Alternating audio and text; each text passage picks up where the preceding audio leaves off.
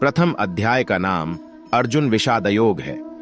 वह गीता के उपदेश का विलक्षण नाटकीय रंगमंच प्रस्तुत करता है, जिसमें श्रोता और वक्ता दोनों ही कुतूहल शांति के लिए नहीं, वरन जीवन की प्रगाढ़ समस्या के समाधान के लिए प्रवृत्त होते हैं।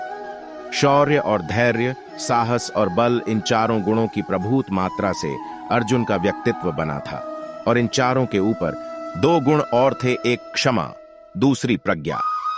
बल प्रधान क्षात्र धर्म से प्राप्त होने वाली स्थिति में पहुंचकर सहसा अर्जुन के चित्त पर एक दूसरे ही प्रकार के मनोभाव का आक्रमण हुआ, कार्पण्य का। एक विचित्र प्रकार की करुणा उसके मन में भर गई और उसका क्षात्र स्वभाव लुप्त हो गया। जिस कर्तव्य के लिए वह कटिबद्ध हुआ था, उससे वह विमुख हो गया।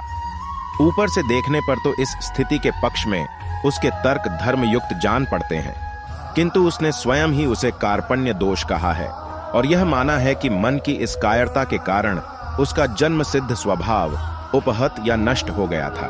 वह निर्णय नहीं कर पा रहा था कि युद्ध करे अथवा वैराग्य ले ले।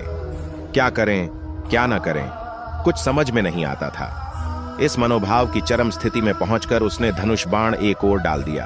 कृष्ण ने अर्जुन की वह स्थिति देखकर जान लिया कि अर्जुन का शरीर ठीक है, किंतु युद्ध आरंभ होने से पहले ही उस अद्भुत क्षत्रिय का मनोबल टूट चुका है।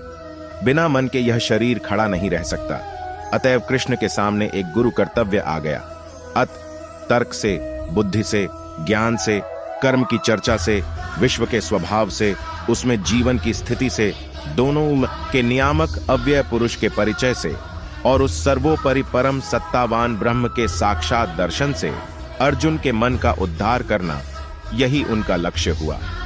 इसी तत्व चर्चा का विषय गीता है।